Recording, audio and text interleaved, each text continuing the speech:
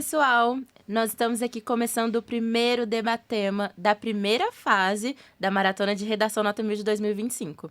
Eu sou Érica Costa e vou ter hoje o prazer de mediar esse papo. O tema da nossa primeira redação da maratona é Desafios para o Enfrentamento da Crise Habitacional no Brasil. E para debater sobre esse tema, essa temática tão importante, hoje nós contamos com a presença de duas pessoas super especiais. A primeira pessoa é o professor Sérgio Paganin, é professor de redação e autor do Sistema Anglo. Seja muito bem-vindo, professor. Obrigado pelo convite. Espero que a gente faça um excelente debate aqui. Sim. Obrigado por aceitar nosso convite. A segunda pessoa é a Stephanie Freire. Ela é assessora aqui de Mind Makers e também ela é mestre em Ciências Sociais. É um prazer imenso poder participar desse debate. Seja muito bem-vinda, Steph. Muito obrigada pela presença de vocês. Bom, para a gente começar, nós já sabemos que essa questão habitacional tem sido muito discutida nos dias de hoje, né? Especialmente por conta de questões sociais, econômicas, políticas e urbanísticas que envolvem esse tema e que, infelizmente, são grandes barreiras para a garantia do acesso à moradia por boa parte da população. Pensando nisso, nesse primeiro bloco, e pensando que esse é o tema da primeira redação da maratona, eu queria que a gente começasse falando um pouco sobre a estrutura da redação. Então, minha primeira pergunta vai para o professor Paganin, e eu queria que você falasse um pouquinho sobre o momento em que o aluno se depara com esse tema, né? Quando ele se depara com esse tema, né, que é uma proposta modelo do Enem, quais são as etapas que ele precisa considerar antes de iniciar a escrita da redação, né? Considerando que esse é um gênero dissertativo. Bom, em se tratando de dissertação, em se tratando de Enem, acho que existe uma primeira grande dificuldade, um grande desafio para os nossos alunos, para os candidatos, né, ao Enem, que é o tempo, né? É uma prova desafiadora. O primeiro dia do Enem é um dia com muito texto. Então, você imagine que tenha lá as 45 questões de linguagens com textos para cada uma delas. 45 questões de ciências humanas, história, geografia, filosofia, sociologia, com mais textos, além dos textos que formam aqui a coletânea de redação. Então, acho que o primeiro desafio é entender quanto tempo a gente dedica à redação, quanto tempo se deve dedicar à redação, ou qual é o tempo médio previsto pela banca para que esse candidato produza um texto de alta performance, e a gente falando de alta performance, assim, de textos de 900 até 1000, que é o grande desafio, que é o grande sonho de todo mundo. Acho que a primeira grande questão é essa. Quanto tempo dedicar para a redação? Vocês são de ciências humanas e, assim, quem é de humanas costuma gastar mais tempo, se envolve. E quanto mais o tema é familiar, quanto mais a gente tem a dizer sobre o tema, aí é um problema maior. Porque mais a gente tende a escrever mais, a pensar mais, a se envolver mais, e não dá.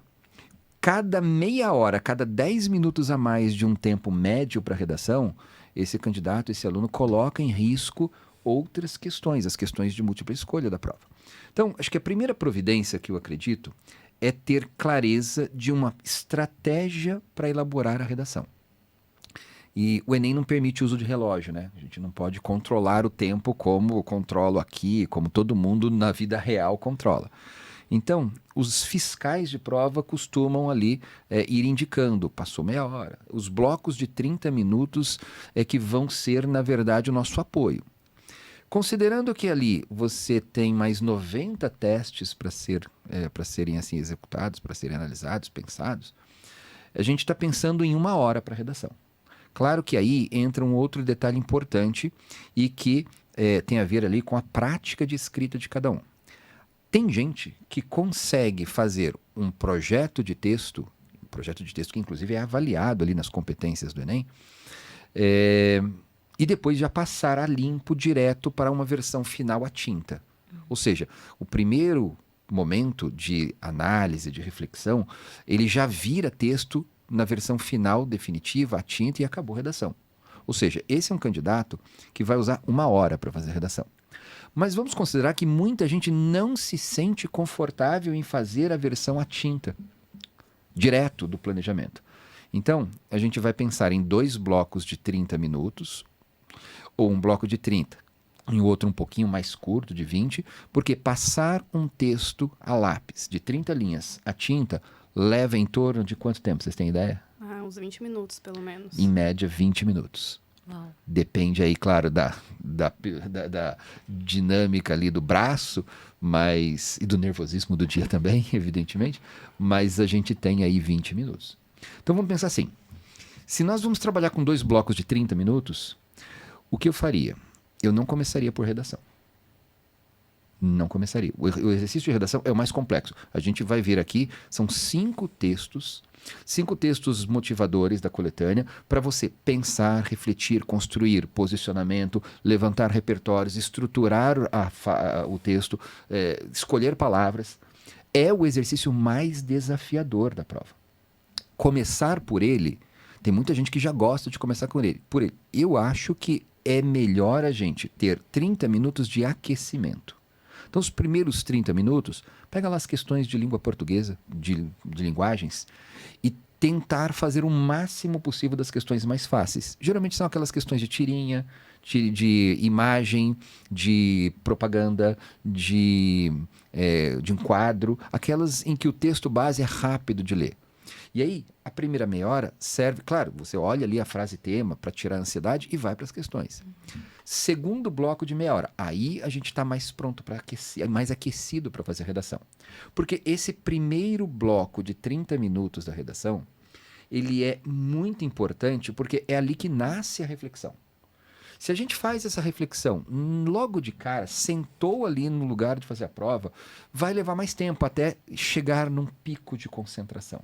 Então, se a gente gastar a primeira meia hora com questões para entrar naquele flow de concentração em que a gente nem percebe mais lugar, a gente vai chegar na segunda meia hora de prova, que é a parte mais importante da redação, mais rápido para quê? Para ler os textos da coletânea, para pensar a partir desses textos e para projetar o texto na sua macroestrutura, introdução, desenvolvimento 1, desenvolvimento 2 e parágrafo de conclusão de proposta de intervenção, e na microestrutura, porque a gente vai ter na introdução também umas partes importantes de contextualização, da frase tema, a gente conversa daqui a pouco, mas é fundamental que esse primeiro bloco seja o bloco em que a redação realmente nasça. E tem uma coisa que eu queria chamar a atenção, que é o modo como o Enem organiza todas as propostas de redação. Todas elas começam com, a partir da leitura dos textos motivadores, então a gente vai precisar escorar a análise nesses textos, e com base nos conhecimentos construídos ao longo da sua formação, e a gente vai conversar muito sobre isso daqui a pouco, Stephanie, sobre a formação, que é o lugar de onde a gente vai tirar repertório, redige um texto dissertativo argumentativo sobre o tema, que neste caso é sobre desafios para o enfrentamento da crise habitacional no Brasil. Em resumo, primeira meia hora, aquecimento. Segunda meia hora, é a hora de fazer o texto nascer. É a hora de ler os textos da coletânea, grifar ideias importantes, agrupar os textos segundo temas mais ou menos parecidos. Um exemplo, dessa nossa coletânea aqui, de 5 textos para essa proposta, o texto 1, ele fala sobre especulação imobiliária. Claro que depois de ter lido na sequência de 1 a 5, eu percebo que o texto 4 fala de financiamento imobiliário. Acho que esses 2 textos, eles são importantes de serem pensados em bloco, porque aqui eu tenho uma dimensão econômica do problema. A gente vai conversar daqui a pouco, tem textos que têm dimensão mais social, de efeitos sociais, como o aluguel excessivo, como a população que mora em rua, como consequências da crise habitacional. Então, ler os textos, grifar ideias, agrupar esses textos, para em seguida, tudo no primeiro bloco de meia hora. Por isso que é um exercício complexo. Tudo para depois você começar a pensar a partir desses textos. Porque a gente vai conversar daqui a pouco, como é que eu uso esses textos no meu texto? Ou eu não devo usar esses textos da coletânea na minha redação? O que a gente vai conversar aqui daqui a pouquinho é como é que a gente, a partir dos textos dados, pensa. Por quê? A gente direciona o pensamento assim. É diferente de fazer a redação em que você lê o tema e olha para o teto e fica, que ideias eu vou ter? Não, não, não. O texto 1 vai me fazer pensar em 3 ideias, o texto 2 vai me fazer pensar em mais 3 ideias, e aí eu já vou direcionando o meu olhar a partir desses textos. É para isso que eles servem.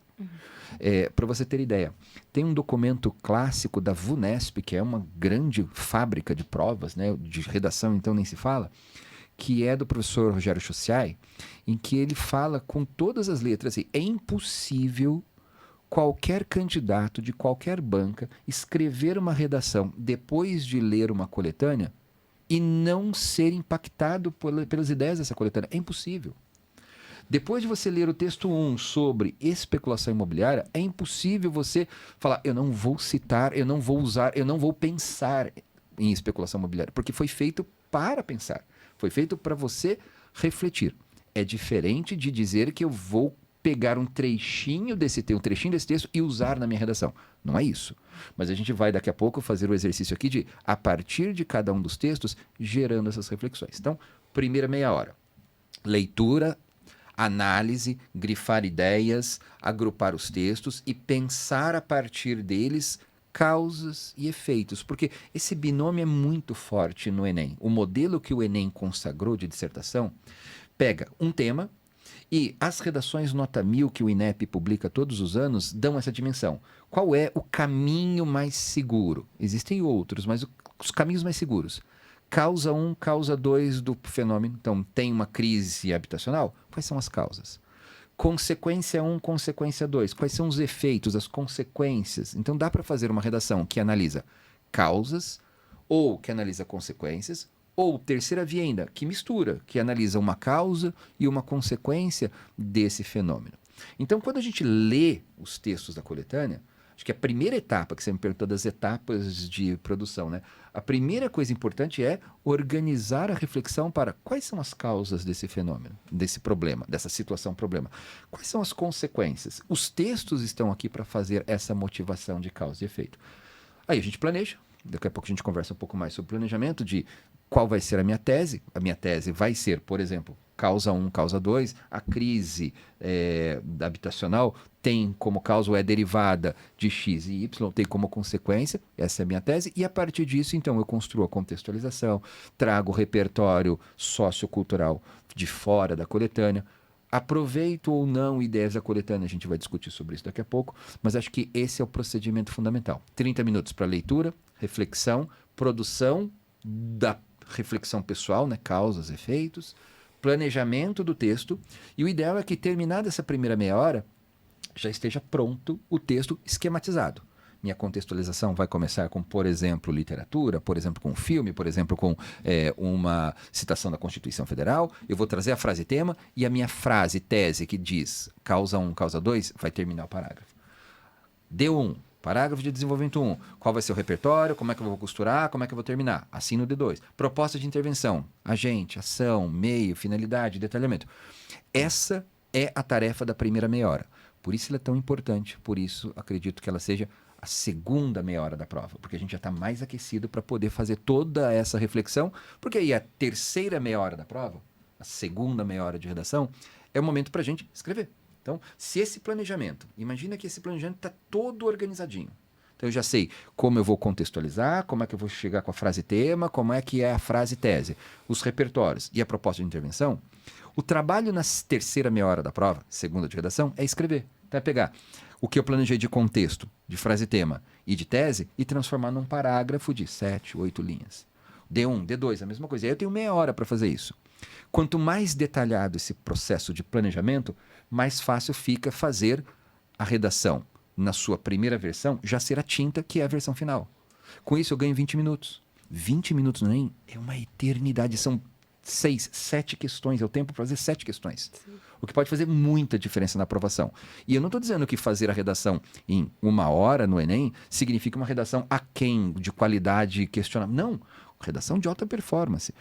E acho que é legal de desafiar os nossos alunos também que estão fazendo a maratona de tentarem fazer isso. Assim, se eu não faço essa estratégia de tentar fazer a redação final já, tenta fazer.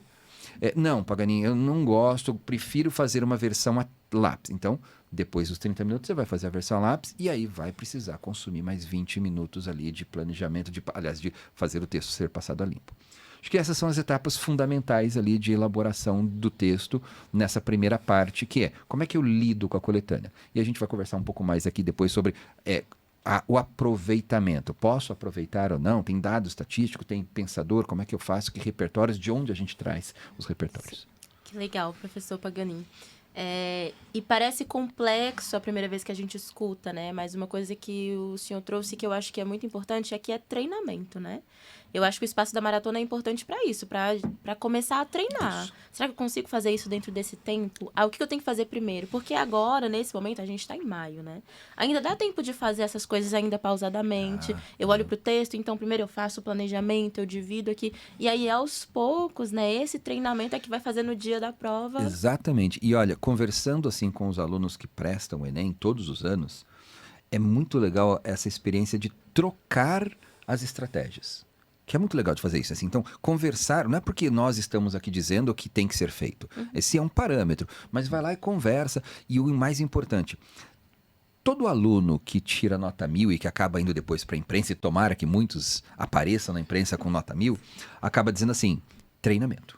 O que me fez tirar 1000 não é porque eu tirei da cartola um super repertório sociocultural. Não, não. Porque eu treinei pelo menos uma redação por semana. Eu conversei com professores, com plantonistas, com corretores, com os colegas sobre estratégias diferentes para enfrentar o texto, como é que eu abro a contextualização, que repertórios eu tenho usado. É o que você disse, treinamento é fundamental. Muito bom. E não é questão de adivinhar o tema, né? Sim. Que a gente vê ao longo do ano um monte de gente tentando adivinhar o tema. Mas é a gente também pensar como eu vou trabalhar qualquer tema que aparecer na minha frente. Aí eu trago uma outra pergunta aqui para a Stephanie. Como que é possível, né, diante desse tema que é crise habitacional, abordá-lo a partir do conhecimento diferente do que a gente adquire em diversas áreas do conhecimento? Essa pergunta, ela casa muito com uma coisa que o Pagani falou bem ali no comecinho da fala dele, que é sobre afinidade. Hoje a gente tem, né, quando estávamos na escola, a gente gostava mais de redação, mais de matemática, mais de história, de sociologia, e um ponto que é muito importante é que a gente consegue abordar essa temática de diversas áreas do conhecimento.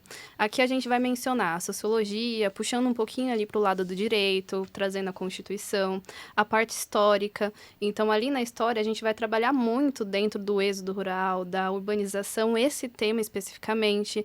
A gente vai encontrar também na literatura. Então, na literatura, a gente, se você é mais afeito a livros ali de literatura brasileira, você consegue observar muito bem esse retrato desse tema ali exposto. Outro ponto que a gente também pode encontrar dentro da geografia. Então, dentro da geografia, a gente vai ter vários conceitos, e aí já cai ali dentro do nosso repertório coringa ali, Milton Santos, que vão ser conteúdos ali que vão abordar diretamente a crise habitacional. E o ponto que eu gosto de trazer aqui, que é muito importante, que a gente comentou, nossa, olha que bacana, a gente não tinha pensado, apesar de pensar isso junto, é que esses conhecimentos, para abordar esse tema especificamente, eles já estão dentro do nosso currículo. Então, o aluno que vai prestar o Enem agora em 2025, ele já teve contato com todas essas temáticas. Seja na história, seja na sociologia, seja na geografia, seja na aula de língua portuguesa.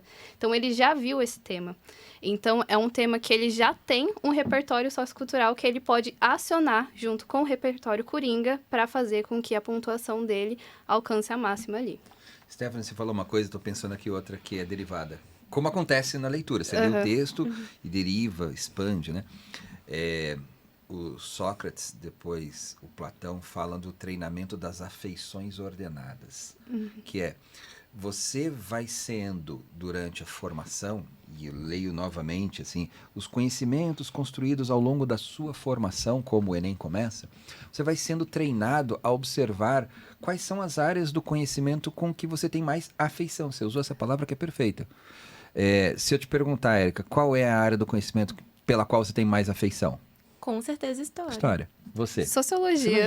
Eu. Linguagens.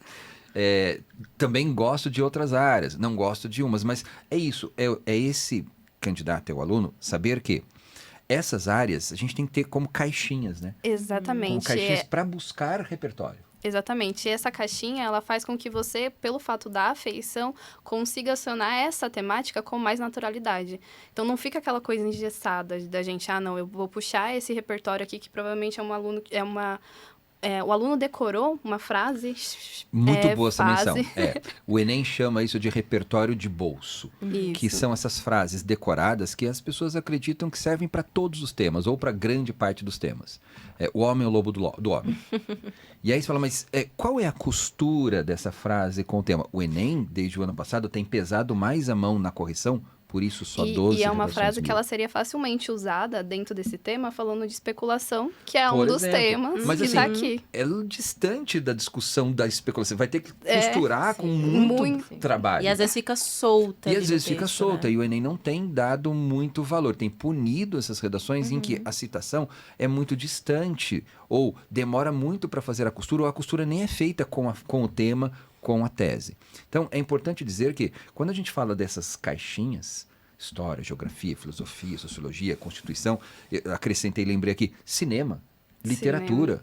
Cinema não está no currículo, ou imagino que a maior parte das escolas, infelizmente, não tenha no currículo cinema, mas está lá nos conhecimentos construídos ao longo da sua formação. Quantos filmes a gente não vê? Quanta redação não começa citando um filme que tenha conexão? Aí você fala, mas filme vale tanto quanto citar, por exemplo, o John Locke? Vale. O que vale é a costura. O que vale é o que o Enem chama de produtividade. O repertório tem que ser produtivo. E dentro da sociologia, dentro da área da educação, a gente fala que todo conhecimento ele é um conjunto do que a gente aprende na escola com as experiências do aluno na vida, né?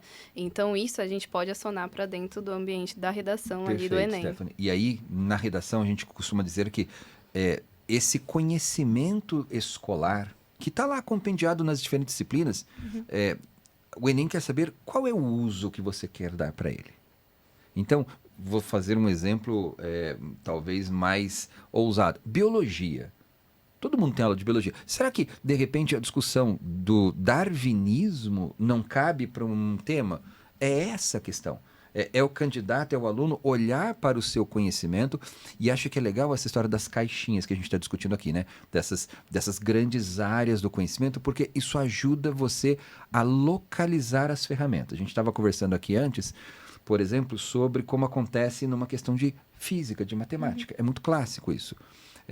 Colegas meus de física costumam dizer assim, quando você olha para uma questão de física e não consegue reconhecer que área da física, interna da física, se é uma questão de cinemática, se é uma questão de termodinâmica, fica difícil de você achar as ferramentas necessárias para fazer. E aqui é o ponto. O nosso objetivo é que vocês consigam também olhar, né, para aquele tema e reconhecer a área do conhecimento que vocês vão acionar. Não é necessariamente o conceito, mas a área de conhecimento, que aí a gente vai cascateando, né? Identifiquei a área de conhecimento, por exemplo, a geografia, eu posso mencionar a gentrificação, que é um tema da geografia que a gente vai falar mais para frente. Exato. Então, isso, assim, essas caixinhas, essas áreas do conhecimento são os grandes lugares para onde a gente olhar. Essa é uma coisa, parece simples, mas com treino, tá lá naquela meia hora. Li os textos, mas como é que eu produzo ideias geniais? Como é que eu produzo repertórios que vão me dar 1000? Você pode ter uma opção que é ficar olhando para o teto, esperando uma inspiração. Não. Ou então, treinar o olhar para... Deixa eu pensar em geografia. Que conceitos de geografia eu poderia trazer? Será que tem? Não consigo. História. História talvez eu tenha uma reflexão lá sobre industrialização, urbanização que poderia ser usada. Anoto.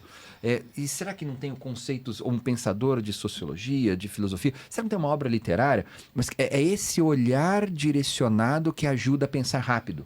Então, imagine que é aquela meia hora. Como é que eu produzo uma redação de alta performance? Eu preciso aprender a olhar e olhar para determinados campos do saber para ajudar a buscar as ferramentas. Sejam elas conceitos, sejam pensadores, sejam fato histórico, seja, enfim, atualidades. Mas a gente precisa olhar para esses lugares, essas áreas do conhecimento para, então, organizar o texto. Muito bom. Vamos fazer um exercício prático aqui, Vamos. então? Partindo para o segundo bloco da nossa conversa. Então, olhando para esse tema, né, questões voltadas para a crise habitacional em si. Quais vocês acham que seriam as principais causas históricas e estruturais que a gente poderia acionar para a escrita dessa redação, né? Pensando ali, então, nas causas e nos efeitos. Bom, aí a gente já começa falando um pouco dos fatores históricos. Eu acho que eles são muito importantes para a gente entender toda a dinâmica da construção da redação, tá? Então, apesar da gente não necessariamente precisar acionar esses fatores históricos ali com muita descrição, é importante a gente entender de onde que essa crise habitacional ela vem. Esse é o ponto principal. Quando a gente vai acionar esse conhecimento, a gente está partindo muito ali da área da geografia e da história, especificamente mais da história, que a gente vai falar ali do final do século XIX, tá? Para o início do século XX, e especificamente da modernização do Brasil e da industrialização tardia, especificamente também ali trabalhando o êxodo rural. Então, a gente já conseguiu falar de 3 conceitos dentro da história, especificamente para abordar um único tema, tá? Legal. Então, o que a gente tem ali no final do século XIX? A gente tem o início das favelizações, tá? E aí a gente tem a primeira favela no Morro da Providência, em 1898, tá? Ela não é fruto necessariamente da abolição, que a gente tem em 88, mas sim dos combatentes da Guerra de Canudos que voltam para o Rio de Janeiro, se vêm sem apoio do governo, né, ali para moradia, e eles vão construir as primeiras favelas, né, que a gente conhece hoje como essa nomenclatura. Mas, de fato, a gente vai trabalhar a crise da ideia da construção da sociedade brasileira e das cidades, enfim. São cidades que elas vão comportar as pessoas, mas elas não vão oferecer serviços básicos. Serviços esses que hoje a gente entende como constitucionais, mas que naquela época não eram, tá? Então, esse é um ponto importante. Moradia, a gente sabe que todo ser humano precisa de um teto para que ele sobreviva. Isso desde o tempo das cavernas. Exatamente. Quem assistiu os Croods sabe bem disso. Exatamente. E, ó, os Croods não é... Tô dizendo que não pode ser um repertório. Por que não? Exatamente. E aí, a gente está falando que, apesar disso ser claro dentro da nossa existência enquanto ser humano, não era uma garantia que a gente tinha, né? E isso vai surgir, de fato, em 88.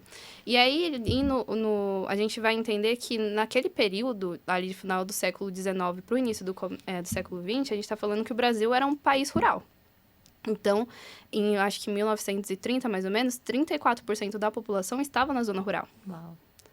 Hoje, o dado de 2010 indica que a gente tem... Não, isso já é um dado antigo, né? Indica que 84% do Brasil já está localizado nas áreas urbanas.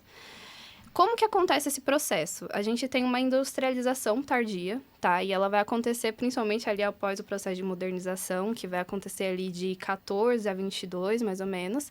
Em 30, a gente começa a ter políticas de industrialização, que vão ser fortalecidas principalmente ali na década de 50. E aí, quem nunca ouviu aquela frase, 50 anos em 5, né? Do JK. Então, a gente sabe que tem um processo intenso de industrialização que vai fazer com que a população ela saia da zona rural e venha para as capitais industrializadas, né? E aqui, para quem mora em São Paulo, o ABC é uma região que ela demonstra isso claramente. As empresas de automobilismo, elas... concentraram a maior densidade de trabalhadores naquela região. E também, hoje, são regiões que existem muitas áreas periféricas, né? Então, o processo de urbanização no Brasil, ele vai causar necessariamente essa desigualdade, porque a gente tira pessoas da área rural, traz elas para a área urbana, mas não garante acesso aos serviços básicos para a existência. Isso que você está dizendo, então, me faz pensar o seguinte, Stephanie. Quando a gente começa a discutir o tema do déficit habitacional, a gente pode imaginar assim, mas é a pessoa que não tem casa. Não é isso. Não. Você está falando, por exemplo, da favelização, da precarização, de condições precárias de moradia. Exatamente. E esse é um ponto que é importante, que pode gerar um tipo de confusão. Déficit habitacional, ele não é a ausência de moradia, tá? Ele é a moradia precária. Então, a gente está falando de pessoas que elas moram em regiões onde não tem saneamento básico. Que elas não... A gente tem também o adensamento demográfico, né? Que a gente tem várias pessoas morando numa casa onde não comporta. Então, uma casa de 2 cômodos que comporta 6 pessoas. A gente está falando de casas que não tenha banheiro, tá? A gente está falando também de cortiços, porque isso não é uma realidade que foge muito do brasileiro hoje. A gente está falando dessa situação. Então, quando a gente e hoje eu acho que quando a gente procura artigos sobre crise habitacional no Brasil, a primeira coisa que vai aparecer é déficit habitacional. E aí pode induzir a gente ao erro de achar que a gente está falando também de pessoas de situação de rua. E não é o caso. A gente está falando de pessoas que moram em residências que não têm condições para suportá-las em condições mínimas de saúde e existência humana. E a própria coletânea vai trazer um dado também que é o custo.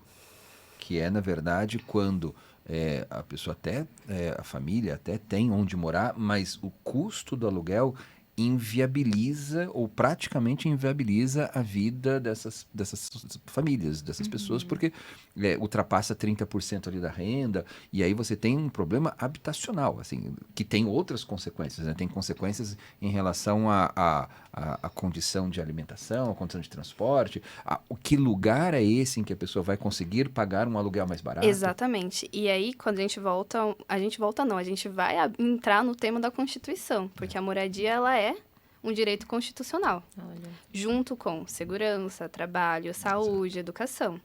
Se a gente compromete, e aí cultura e lazer eu acho que é um ponto aqui também que é importante a gente trazer, porque não se fala muito, às vezes parece que é até um luxo, né?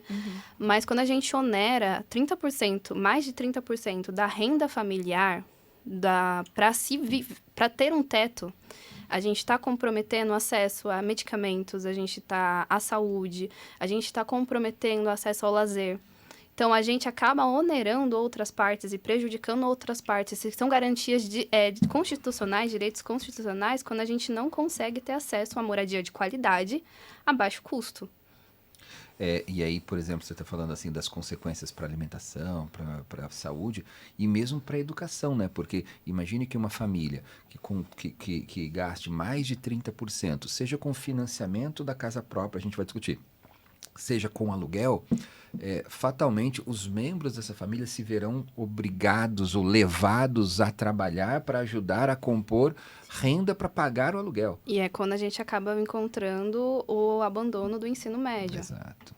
Olha só quantas questões, né? Exato. Exatamente. Então tem impactos sociais profundos essa questão. E aí, Pagani, eu acho que a gente falou bastante sobre isso antes também, que é sobre o porquê que causa esse aumento dos aluguéis no Brasil, né?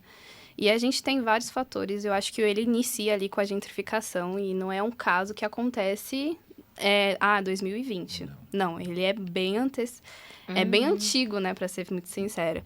Ali a gente vai ter um processo de gentrificação no Brasil antes mesmo da gente ter a urbanização. E esse processo de gentrificação, só para deixar claro, assim, já pensando nas discussões que podem ser levantadas ali no D1, no parágrafo de D2, é aquele processo por meio do qual um bairro, geralmente é um bairro central, histórico, ou com potencial turístico, ou mesmo bairros mais periféricos, eles vão sofrendo uma revitalização, mas é uma revitalização, na verdade, que é uma elitização. Então, os lugares vão ganhando... Então, a padaria, que era simples, ganha uma fachada gourmet e aí passa a cobrar mais caro. Aí as casas começam a ser revitalizadas, o aluguel sobe, ou seja, o custo de vida daquele lugar cresce. Então a ideia de gentrificação tem essa dimensão que as populações mais carentes ou que não conseguem suportar aquela nova realidade do custo de vida do lugar elitizado, vão se afastando, vão sendo empurrados. É uma expulsão compulsória, não necessariamente se fala para elas saírem, mas elas se sentem na obrigação porque elas não conseguem mais.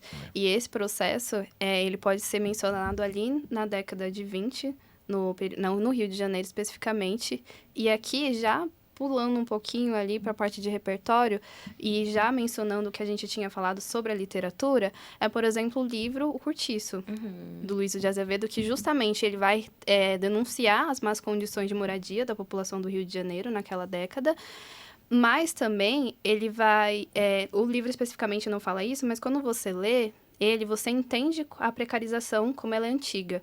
Mas logo em seguida a gente tem um processo chamado Belle Époque. E o que é isso? Nada mais do que trazer as influências francesas ali da Belle Époque francesa para o Brasil, que acaba fazendo com que a população que morava naqueles cortiços no Rio de Janeiro sejam expulsas para onde? Para as favelas do Rio de Janeiro. Então a população que ali ocupava o centro da cidade do Rio de Janeiro era a população trabalhadora. que precisava estar perto dos seus locais de trabalho, justamente para facilitar o cotidiano. Quando a gente afasta essa população, o que a gente precisa de investimento? Em transporte público. Tá? A gente tem hoje no Brasil infraestrutura naquela região, saúde, educação. E isso ele fica muito agravante porque a gente expulsa a população para áreas além do limite da cidade, sem preparo algum. Então, o governo ele vai... nas políticas públicas, elas não vão ser pensadas, elas vão ser demandadas. Então, a gente vai colocar um hospital porque agora tem demanda. Não porque a gente planejou aquela população ali. A gente vai colocar uma escola porque tem uma demanda.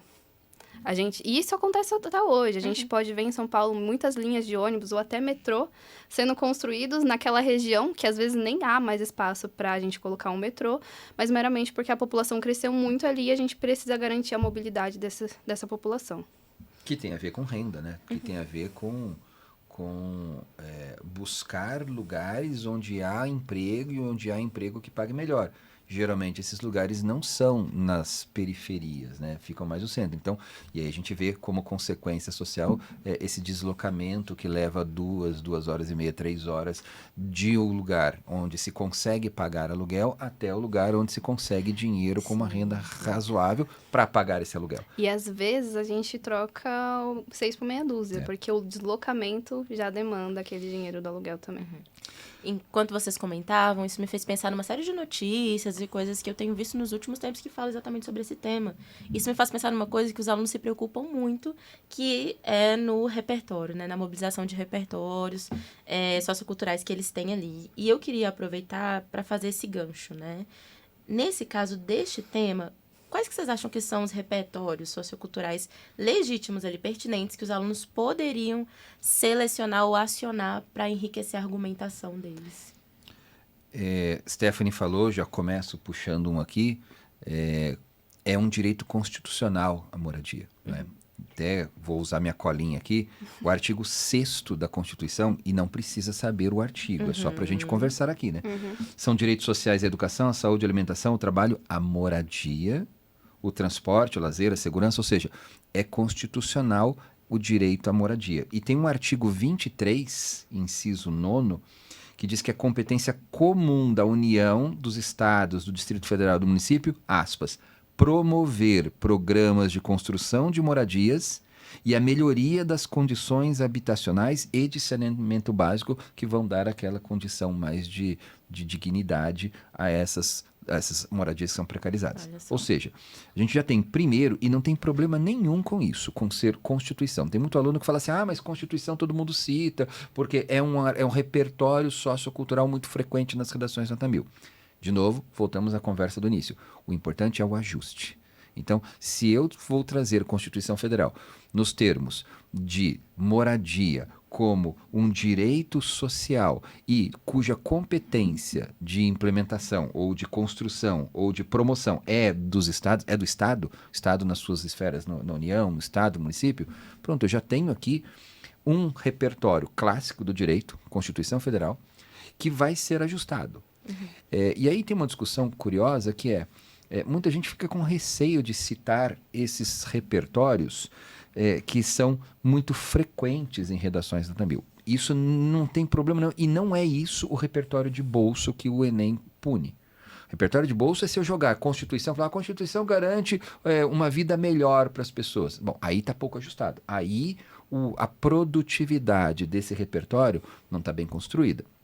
Por outro lado, se eu trago a Constituição e faço com que a Constituição se conecte com o tema da moradia, se conecte, por exemplo, com as causas, e se conecte, por exemplo, com o que eu vou falar lá da proposta de intervenção do papel do Estado, tá tudo de bom, funciona, e eu posso usar na contextualização, no D1, no parágrafo de desenvolvimento 2, e acho que Constituição, acho que é o primeiro que retomando o que você tinha dito. E acaba sendo um básico bem feito, né? É isso. A prova de redação não quer cobrar a última palavra da sociologia alemã moderna. Não é para avaliar o ineditismo. Não é essa a função da prova de redação, especialmente do Enem. É avaliar como os conhecimentos acumulados ao longo da formação, por exemplo, da aula de sociologia, eu consigo aliar para produzir uma reflexão sobre a crise habitacional. Sim. Além desse, né, da Constituição, que acaba sendo o meu queridinho, não vou confessar, tá? A gente tem outros, então a gente trouxe aqui também com minha colinha, tá? Porque a gente preparou tudo. O Milton Santos, geógrafo brasileiro, super renomado, e ele vai falar da urbanização corporativa, né? E aí a gente pode fazer, já pensando nessa questão do fazer o encaixe, como que eu vou trazer o Milton Santos dentro, com esse conceito, especificamente falando da urbanização corporativa. E aí eu acho que, já puxando um tema muito específico, que tem sido mencionado muito nessas últimas semanas, então esse debate aqui, ele casou muito, que é sobre a especulação imobiliária e o caso dos Airbnbs que a gente está tendo aqui. Então, como que a gente pode fazer esse casamento? A gente está falando aqui que hoje a gente tem uma explosão dos microapartamentos, que são aqueles apartamentos de 15 a 40 metros quadrados, que crescem nas regiões, custam caríssimos, que custam, assim, $500.000. Você morar num apartamento de 15 metros quadrados, perto do metrô. E quando você fala você, é você mesmo, é um indivíduo. Porque uma família de 3 pessoas, assim... Ela não comporta. Não comporta. Então, a gente está falando de... ao mesmo tempo, a gente está tendo a gente não está falando que falta moradia. Pelo contrário. A gente está falando hoje que a gente tem 11 milhões de casas, né, de moradias que não são utilizadas como função social. Tá? E aí, só retomando o que você está dizendo sobre o Milton Santos, da economia, da urbanização corporativa, ele fala de uma urbanização que visa o que ele chama de cidade econômica, não a cidade social. Isso. Não a cidade com função social da habitação, com a função social de promover ali a residência, o lar de pessoas. Mas a função, é uma legislação, como, por exemplo, o zoneamento urbano, é mesmo o incentivo fiscal, o incentivo econômico para a construção, por exemplo, desses microapartamentos com função especulativa. É para ganhar dinheiro. Não é para morar. A economia, mas não serve às pessoas. Até porque você não vai morar com 3 pessoas num apartamento de 15 metros quadrados. Não existe a possibilidade. Então, esses apartamentos que estão em áreas onde a gente tem acesso a bens e serviços que fazem parte da nossa vida cotidiana enquanto um cidadão, eles não são acessíveis à população, a maior parte da população, porque a gente está falando de apartamento de $500.000. Quem é uma família que tem a renda de 2 a 3 salários mínimos consegue dar entrada num apartamento desse?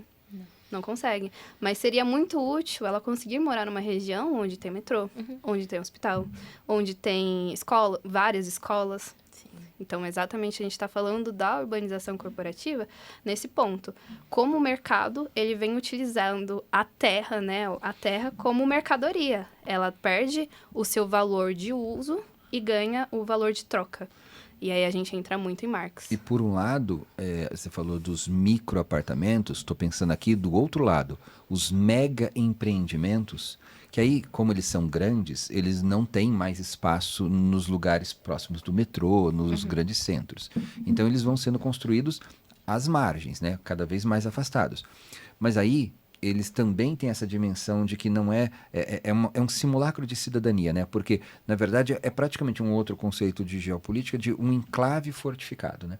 Você tem ali uma bolha de comodidade, uma sensação de segurança, muitas vezes serviços internos, e tudo bem, todo mundo quer isso. Acontece que não está acessível para a maioria das pessoas. Então, assim, olha os dilemas da sociedade mais empobrecida.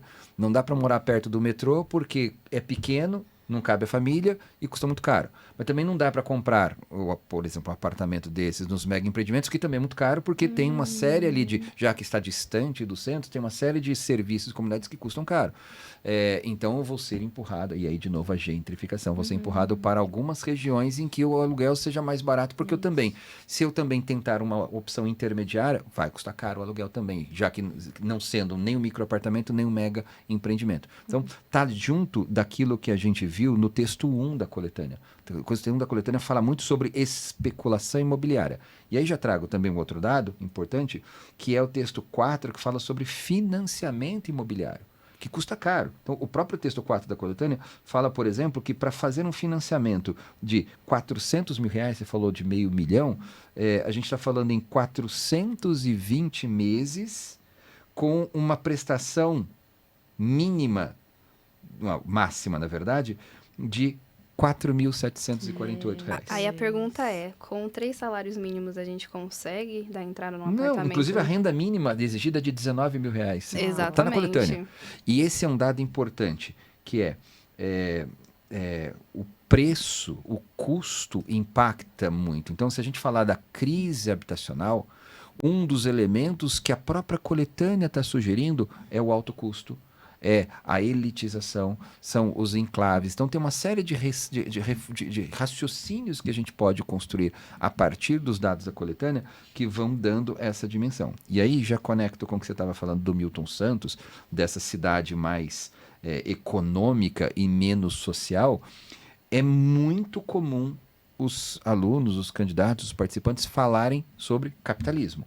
E aí, para falar do capitalismo como a causa maior de toda essa questão, costuma ser usada a noção do neoliberalismo, que é uma feição que o capitalismo assumiu, sobretudo ali depois no final dos anos 70, dos anos 80, e se consagrou com a queda do Muro de Berlim a partir dos anos 90. Aí o Hayek, o Friedrich Hayek e o Milton Friedman, que são considerados os papas do neoliberalismo, tem uma série de postulados ali para pensar.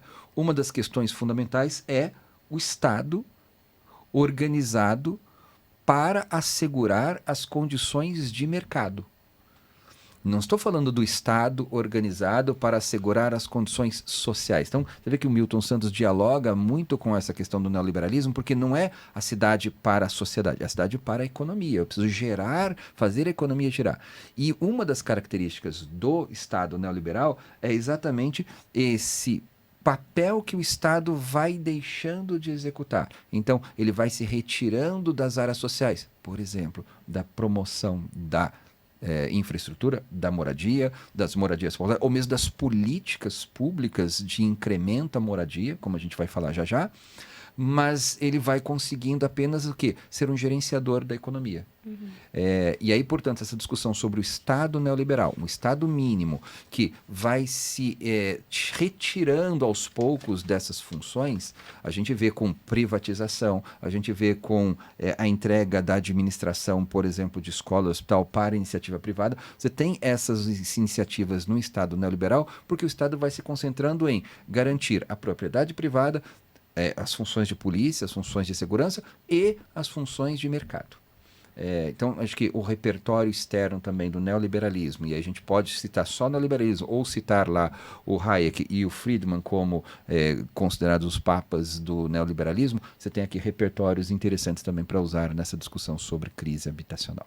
Uau, mobilizamos aqui uma série de repertórios e conhecimentos. E você viu que a gente não fugiu das áreas de conhecimento? Não, Todas estão não fomos para matemática nenhuma vez. Nenhuma. Nada contra matemática. Embora tenha citado Exatamente, ali as estatísticas que fazem parte, inclusive, dos textos motivadores. Eita. Sim. Motivadores ali, né? Muito bom. A gente já está caminhando para o final, mas aí vem aquele momento fatídico de propor uma proposta de intervenção, né? Vale 200 pontos, é muita coisa. É muita coisa. A gente precisa pensar bem nessa proposta. É por isso que dá calafrio, né? Eu acho que todo mundo, quase todos, né? A gente escreve o nosso texto ali, quando vai chegando nesse final, a gente fica pensando, meu Deus, e agora? Eu preciso propor alguma coisa para resolver esse problema. Um problema tão grande, socialmente falando, que nem os governos não estão resolvendo, mas eu preciso propor alguma coisa, né? E eu queria que a gente falasse um pouquinho disso, né? Agora, chegando nesse ponto aqui, né, de propor alguma intervenção para essa problemática, como que o aluno poderia desenvolver uma solução para esses desafios que envolvem a crise de habitação no Brasil, né? Quais seriam os caminhos viáveis, sustentáveis para garantir o direito à moradia digna no Brasil? E qual que é o peso da efetividade dessa proposta que ele vai propor ali, que ele vai colocar na nota dele realmente? Antes de pensar uma proposta, o que é importante é você já conhecer o que existe. Porque a gente não precisa inventar a roda. Exato. Tá? Como nos argumentos, como no repertório. Exatamente. Assim, repertório e proposta de intervenção, resultado da sua visão de mundo. Se você já conhece propostas, e que funcionam, você pode propor melhorias àquilo que já funciona. Tudo bem propor novidades, mas não é, de novo, o ineditismo que vai fazer a nota 1000. Exatamente. E aqui a gente traz 2 exemplos que são os maiores dentro da área de moradia, tá? Que são intervenções que a gente tem de políticas públicas sobre a habitação. Então, a primeira que a gente vai conhecer de fato, que vai trabalhar a questão da habitação para a população urbana, é a criação do Banco Nacional de Habitação, que vai financiar as famosas Coabs. O famoso tá? BNH. BNH, exatamente. Para quem não é do estado de São Paulo, talvez não conheça isso com tanta frequência, mas recomendo super procurar sobre as Coabs. A gente tem em Itaquera uma das maiores, se não me engano, a maior Coab, né, do Brasil. Então, é um repertório que aí vocês também já podem acionar, né, pesquisar sobre... Mas ele é mais histórico, né? É, mais histórico. Ele não funciona mais. Ele não funciona mais, esse é o ponto. Por que que ele não funciona mais? E porque ele nem é mais considerado uma política pública, tá? Porque quando ele foi criado, ele foi para atender pessoas com até 3 salários mínimos. Isso a gente está pensando de 1974, tá bom? E aí, nos primeiros anos, a gente teve realmente o atendimento da população até 3 salários mínimos, mas o que aconteceu foi inadimplência, que é um problema atual no Brasil. Não é uma coisa, né, do século passado. E acontece que o banco, ele entendeu que financeiramente não era rentável para ele financiar apartamentos ou casas para essa população de baixa renda. Então, ele mudou a política. Essa política fez com que a população, a partir de 3 salários mínimos, ela fosse contemplada por essa política.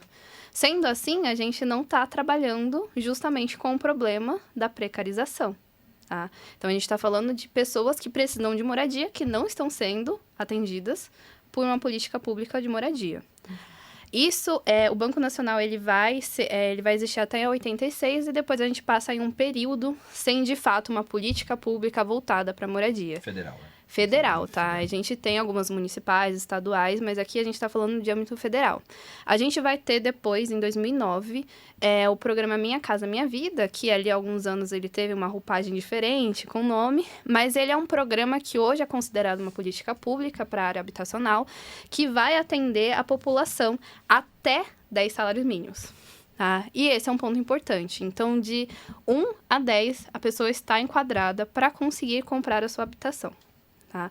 Essas são as políticas que já existem. Elas funcionam...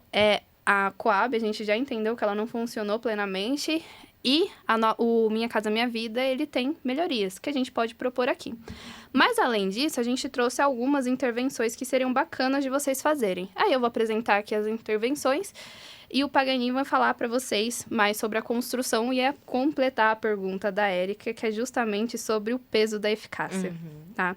Então, o que a gente pode trazer aqui? Legislação para equilíbrio entre especulação e uso social, um tema que vai estar ligado com o texto 1, né? Legislação para reduzir juros no financiamento, texto 4. Exato. Ampliação do financiamento público para baixa renda, Minha Casa Minha Vida. Minha Casa Minha Vida, que é o que eu acabei de mencionar. Sim. Subsídio público para locações, aluguel social. Tá? Programas de construção de moradias populares. Tá? Também está um pouco ligado com a Minha Casa Minha Vida. Transformações de imóveis públicos ociosos em moradias sociais. Tá? Isso daqui também está ligado à especulação imobiliária. Reurbanização dos locais precarizados. E aqui é diferente do que a gente fala do processo de gentrificação, que vai expulsar a população originária ali. É dar condições dignas de moradia Naquele onde espaço, né? não há dignidade, né? Exatamente. Esgoto a céu aberto, por exemplo. Apoios a ONGs de revitalização de residências populares, acolhimento de moradores de ruas, albergues, assistência social. Isso tudo a gente enquadra dentro da caixinha de ação. A gente fala de proposta de intervenção, aqui é uma característica muito forte do Enem, geralmente no parágrafo de conclusão. Essa proposta de intervenção, ela precisa ter 5 elementos. Os 200 pontos da competência 5, que avalia só a proposta de intervenção, vão primeiro avaliar se esse candidato apresentou a ação, e aí aqui Stephanie já falou de várias, o agente, quem é que vai empreender essa ação, o meio, uma finalidade e um detalhamento de um desses outros 4 elementos. Então, acho que a primeira coisa importante a preocupação, claro que há, assim, olha, mas acho que propor legislação ou propor ação de ONG ou propor ação da Secretaria Federal, Estadual de Habitação são propostas válidas, mas acho que a gente tem que ter uma dimensão clara de que, antes de mais nada, o corretor do Enem vai avaliar as 5 partes dessa proposta de intervenção. É um parágrafo que geralmente não sobra muito espaço ali para escrever, né? Você teve D1, D2, com um pouco mais ali de substância, né? Para trazer o repertório, para fazer a costura. E, portanto, precisa ter os 5 elementos. Falhou um desses 5, já são 40 pontos a menos. Então, para além da questão assim, da viabilidade, não estou dizendo que a gente não vá se preocupar, mas precisa ter uma preocupação anterior que é agente, ação, meio, finalidade e detalhamento. Tem que ter esses 5 elementos e com marcas linguísticas muito claras. Então, por exemplo, cabe à Câmara dos Vereadores da cidade alterar ou propor emendas ou propor legislação. Então, cabe a quem é o agente. Verbo do infinitivo, qual é a ação?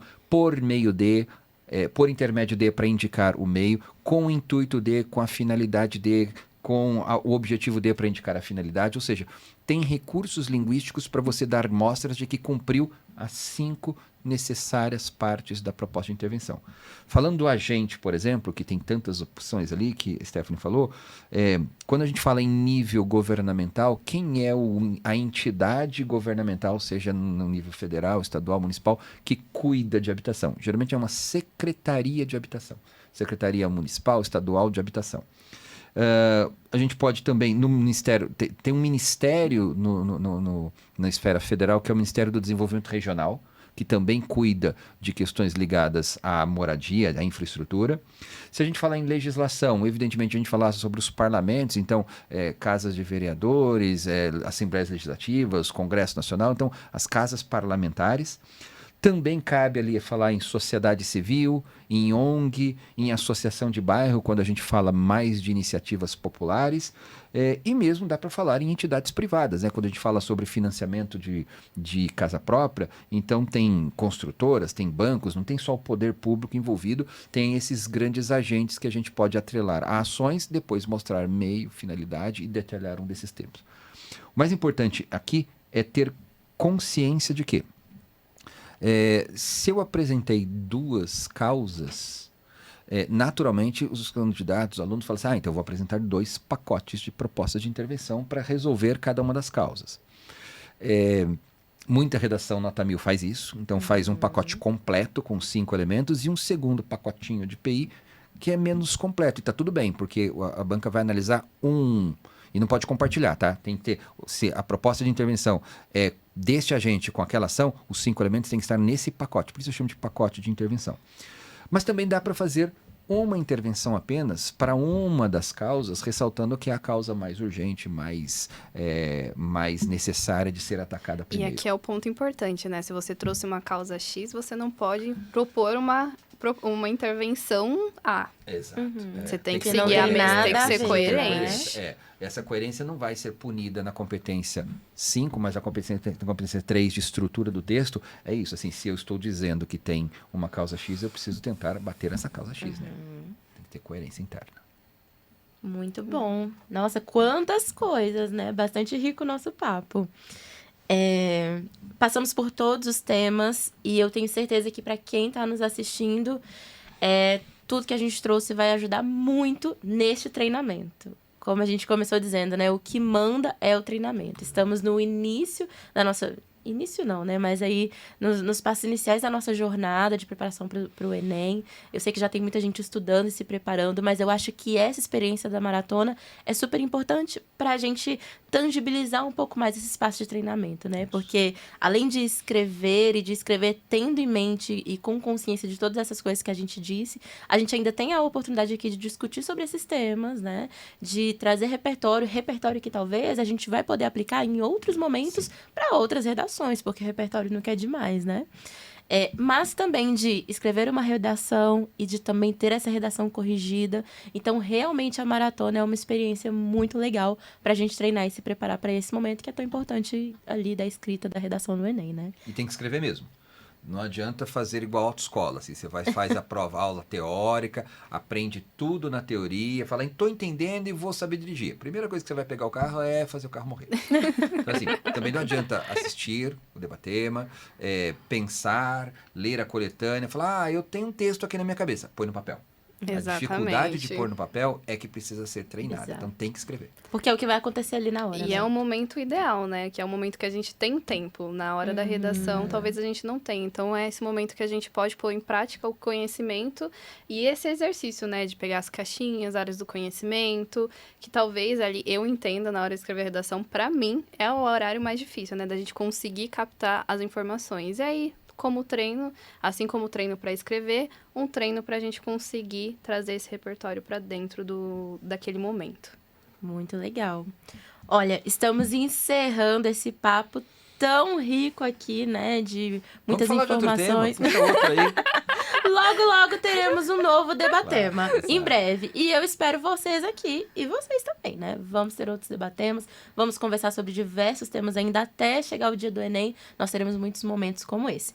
Eu queria dizer que é importante você lembrar que a primeira fase da maratona já está na plataforma da Redação Nota 1000 com este tema. Então, converse com o seu professor e não deixe de escrever sobre este primeiro tema, tendo em mente todas essas coisas que nós discutimos aqui, porque eu tenho certeza que você vai começar bem na sua preparação. Mas eu queria encerrar agradecendo muito a participação de vocês, agradecer pela presença do professor Paganin, pela presença da Stephanie aqui. Eu tenho certeza que para quem está nos assistindo, essa conversa vai ser muito enriquecedora. Muito obrigada, Stephanie. Muito obrigada, professor. Imagina, e bom texto para todo mundo. A gente que agradece por poder participar aqui, né? Maravilha. Então, um abraço para vocês, boa escrita, bom treinamento e nós nos vemos no próximo Debatema. Até mais.